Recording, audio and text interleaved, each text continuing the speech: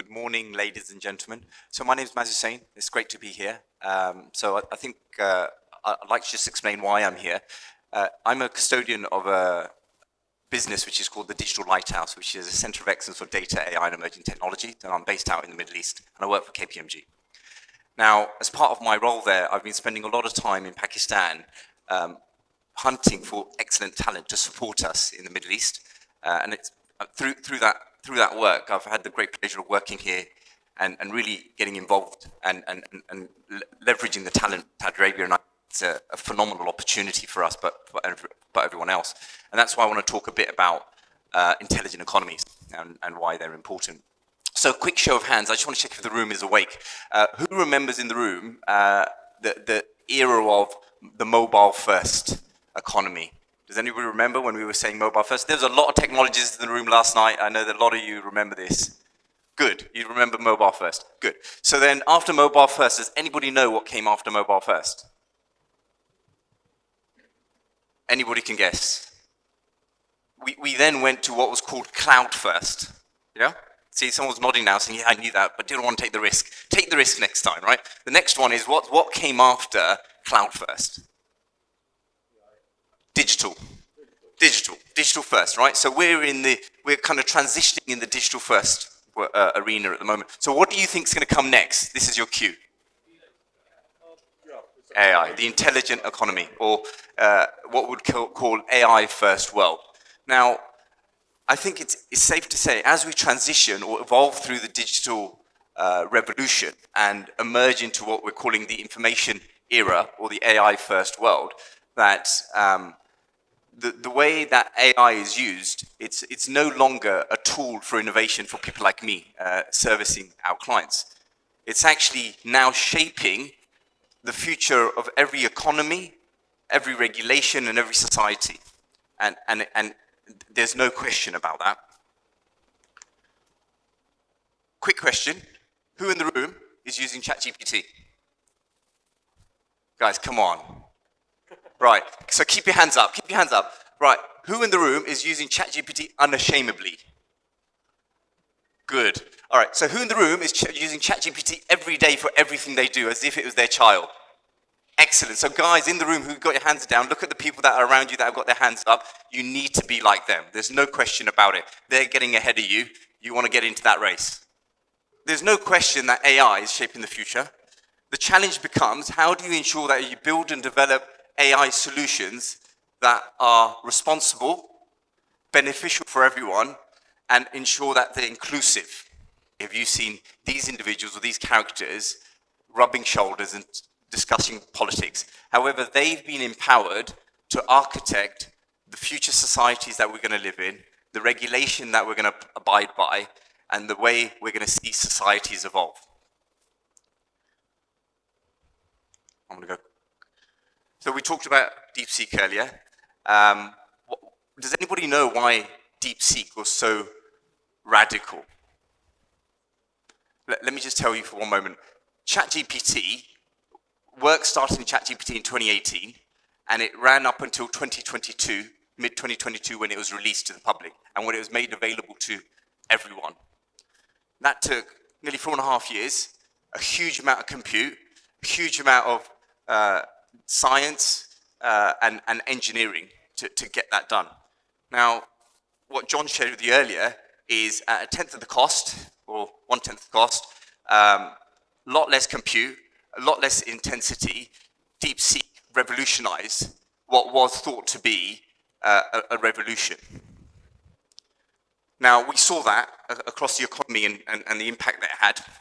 Now, what that done was have a huge impact. The great thing about DeepSeek is it challenged everyone's assumptions around ChatGPT, right?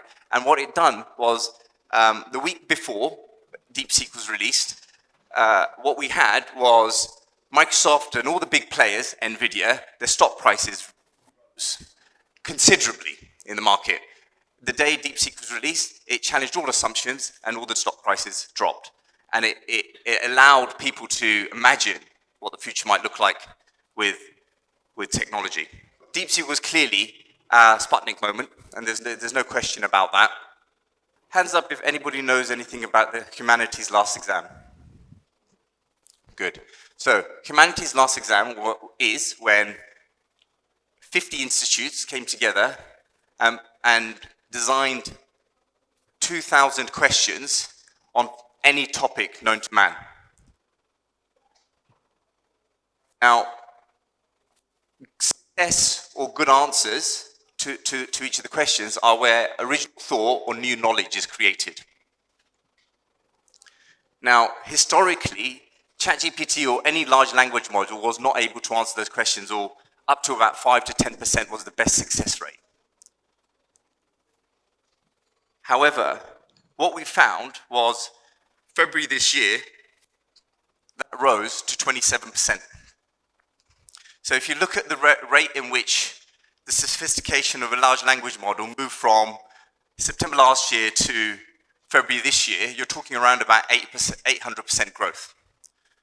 At that rate, if ChatGPT and compute is able to solve problems and continue at that pace, you're looking around an 18-month period in which you will reach what we refer to as AGI, artificial general intelligence. It's at the point at which computers get as smart, if not smarter, than humans. There's also a Sentinel paper on a similar topic, and it talks about the intelligent explosion. Now, the thing about the intelligent explosion is it references the IQ of an LLM, so a large language model, and at what point it can get as smart as humans. Now, what we're finding is, with the cost of compute coming down, thanks to China and many others, with the more sophistication of engineering and algorithms and the availability of them, and the fact that now we've got agentic AI, which is the ability for our computers to make decisions, so we can program our computes to be able to make decisions for us, and reinforce their learning. We're finding that computers are getting to a point where they're what we're referencing to as intelligent explosion. Now, why is that important to you? The reason that's important to you is, historically, when you go for references, you go to Google, you use ChatGPT. What this is saying is you can get the knowledge of a PhD on a subject, put in an agent, and pack it in the side of your phone, right? And then you're able to reference it. So you have knowledge and expertise of PhDs, multiple PhDs, in the palm of your hand. So you're able to access knowledge, access at the pace. So you can imagine me standing up here. It's scary for me, right? So I work in the consulting industry. We are the knowledge industry. So from a knowledge industry perspective, it fundamentally disrupts our market. So in terms of key trends to be aware of as it relates to AI or current trends, one is the rise of AGI. So what we're talking about is obviously DeepSeek, OpenAI, and others racing and investing. Now, I fundamentally believe this is fantastic. With open source, the fact that people can learn fast and evolve, it drives a huge amount of innovation, and it allows us to benefit as the public as a result of the innovation. We've also got big tech and cloud players, huge amount of investment going in from all the players around the world, and that's really pumping out a huge amount of innovation.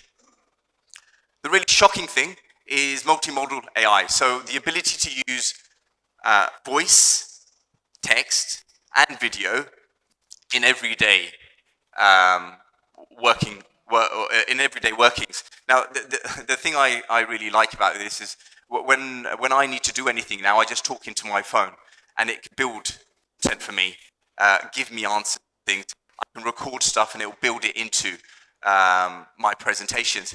I was talking to someone yesterday, and they said their son took a picture of a maths question and put it to ChatGPT, and it gave him an answer, and the child had done his homework. So we find that people are starting to adopt it. Obviously, the junior generation is much better at this than we are.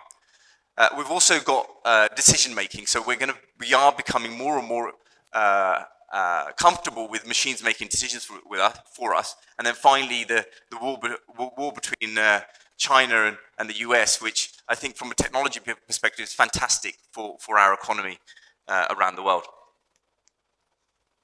So what's the intelligent economy? What we've done is we've collaborated with the World Economic Forum and built what we call the blueprint for intelligent economies. It's where you can use AI for competitiveness through regional collaboration.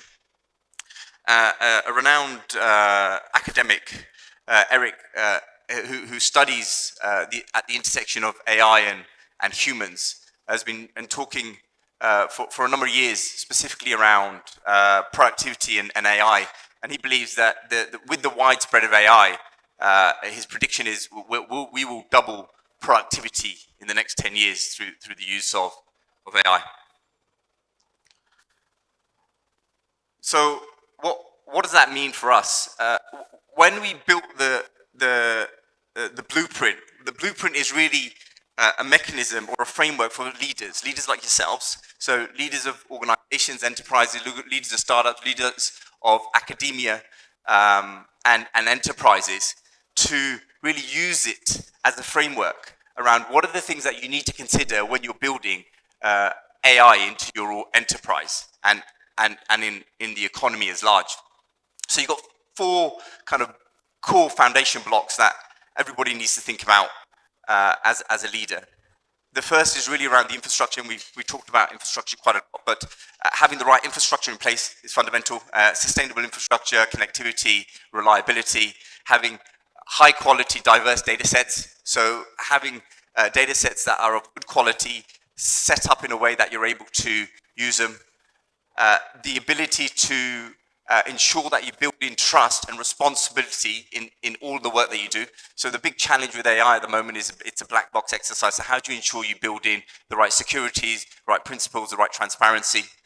And then finally, thinking about the investments. So how do you bring the right investments in to drive the adoption? So private PPPs, sorry, when we talked about those earlier, investments through creating regional hubs for AI to drive innovation, all a core part. Now, for me, I believe Pakistan is prime for something like this. They, as leaders within the region, should be thinking about how do I look at this blueprint and think about what are the things that we need to do for Pakistan to leverage AI. As you move from the blueprint, there's kind of 3 stages you go through as the evolution of AI is seen at the moment. The first is stage 1. Stage 1 is really around putting AI in the hands of individuals. So similar to what we talked about earlier, getting people to use AI in everything they do, using ChatGPT unashamedly. The second is really around how you embed AI and AI services into your workflows and into your products and services that you currently taking to market and using. So how do you improve citizen experience and customer experience using AI?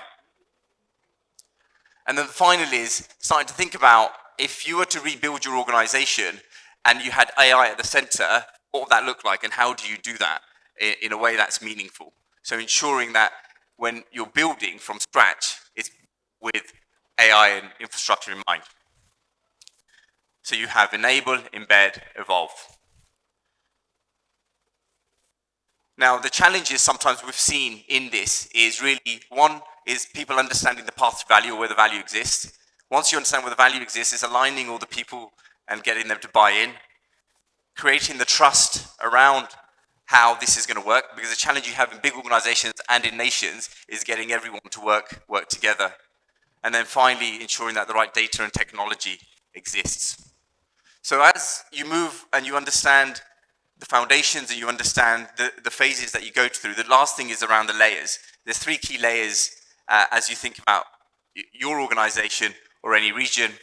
The first is the enterprise layer. The enterprise layer is around setting the strategy, making sure all the functions and the organization is about the right thing, same thing. The second is around the functional layer, so understanding the processes and the workflows and how you embed AI into the work process and workflows within your organization. And the final layer is your foundation. So getting your foundation, which is your technology, which is scalable, your data, which is available to be able to run fast. So in summary, in terms of considerations, ladies and gentlemen, there's kind of 3 stages that you go through as you think about AI. First is setting your strategy, being very clear. So I've been talking to a lot of organizations and clients, and they want to do a business strategy and they want to do an AI strategy. That's not the way to go, right? You should be, as a nation, as an organization, as a startup, embedding AI from the outset. So you should have one strategy, and it's an AI-enabled strategy.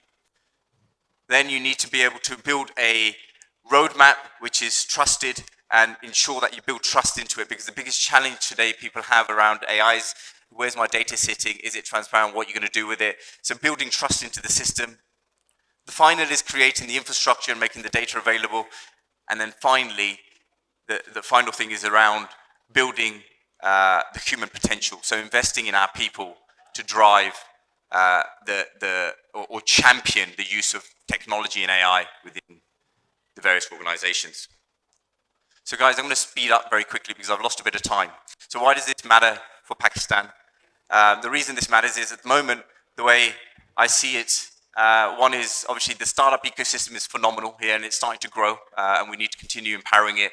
The digital infrastructure, whilst you have challenges in rural areas, there is still an opportunity there in terms of PPPs. You have an increased talent pool, which I think is fantastic and I'd love to take advantage of. But sadly, you have a brain drain on that. Thank you. There is a bit of challenge around data availability, but if the infrastructure can be set up, then you're set up for success. And then you have obviously fantastic initiatives that are going around Digital Pakistan, which are already leading the way and helping us set up. Just some top level numbers. The AI economy is set to be valued at 1.8 trillion by 2030, and the adoption of AI, that it's believed to be $15 trillion by 2030.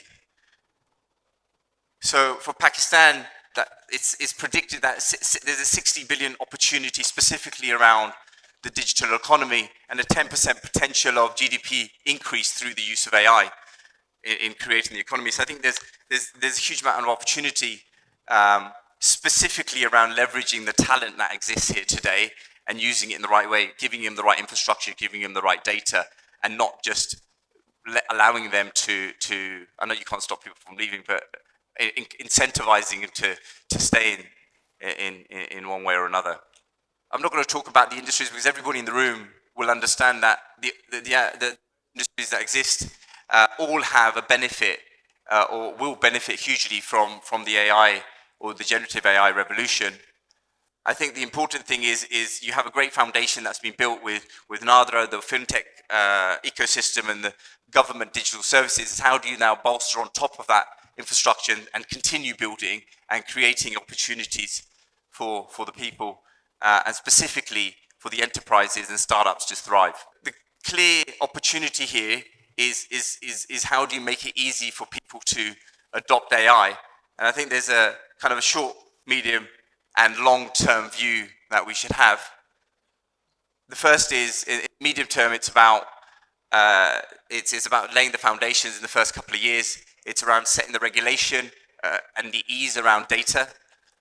The second is around creating innovation hubs in all the cities so people can share and innovate across the cities. And the third is really about then investing heavily and partnering potentially with others in the region to be able to have central funds to be able to share resources. And I was talking this morning with one of my colleagues. Wouldn't it be great if we partnered with Saudi Arabia, and Saudi Arabia invested in infrastructure here? In return, they got to first refusal on the talent. That would be a phenomenal idea. But from my perspective, I think it's a really great opportunity, both for Pakistan, but also for the people receiving the talent from Pakistan, if we can get the right infrastructure to grow. Thank you, ladies and gentlemen, for listening to me, and thank you, organisers, for the invitation.